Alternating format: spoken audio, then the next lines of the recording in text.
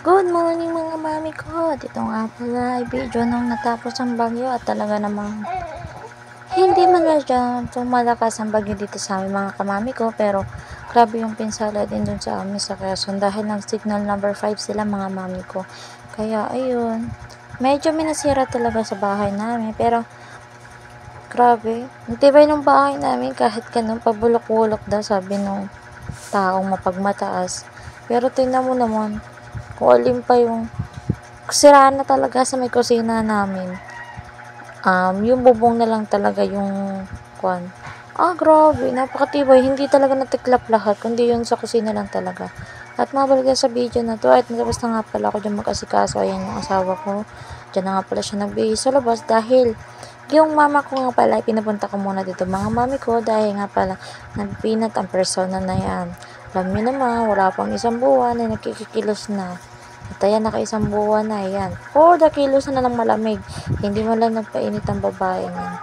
Dahil hindi ko na talaga magawa mga mami ko magpainit dahil nga pala. Tanghali ako ng gising kasi nga anong oras na ako natutulog mga mami ko. At yung anak ko lagi na namumuyat mga mami ko. At noong time na yan nga pala, tapos na ako magsaing mga mami ko. At ito, for the sangag na nga pala muna ako ng bahaw ko gabi. Dahil gusto rin ng asawa ko magbaon ng sinangag pag siya papasok sa trabaho. At tingnan nyo naman, mabilisan lang yung mga mami ko dahil papasok na yung asawa ko sa trabaho. At yung mga anak ko naman ang asikasuhin ko ngayon dahil papasok naman sila sa school.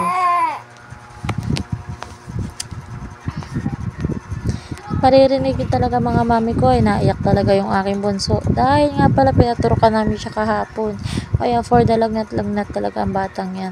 At ito pala mga mami ko ay kinuha ko nga pala yung mga hugasan namin sa kwarto at yung mga dares yung mga ginamit ko dito sa hugasan. Kaya ayan, for the hugas na persona na yan dahil ayoko talaga na nakakatambak ng basura ng hugasan din dahil nga pala ay alam nyo na yun.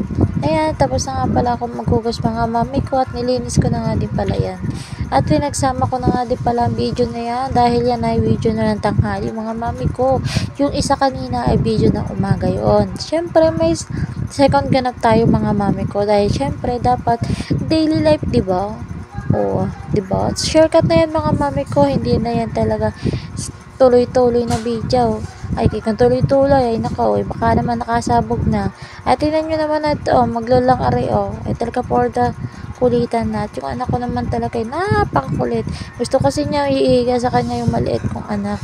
At yan nga pala kinagabihan mga mami ko at naisipan ko nga pala mag-isa ng sardinas na may miswa. Siyempre, paborito namin yung mga mami ko.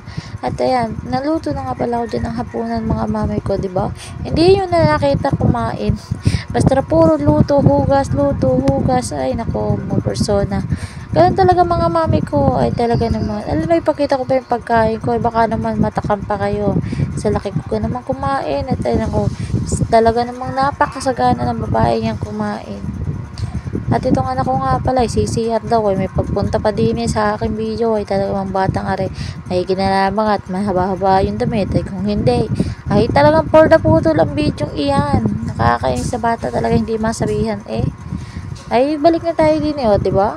At tapos na pagluluto ko at pagdating na sa ako, kakain namin. At dito na,